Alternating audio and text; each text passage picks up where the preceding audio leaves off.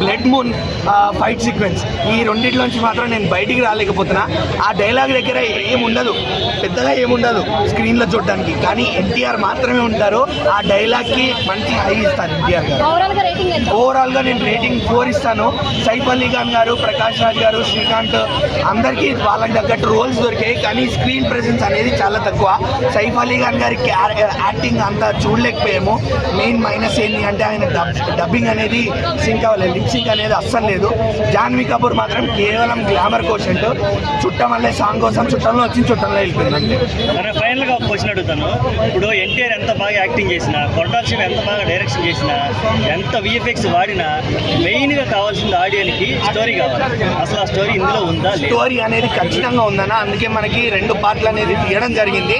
First half చూస్తున్నంత వరకు మళ్ళీ ఏం జరుగుతుందిరా అనుకున్నా, కానీ ఎస్ స్టోరీ అనేది ఖచ్చితంగా ఉంది.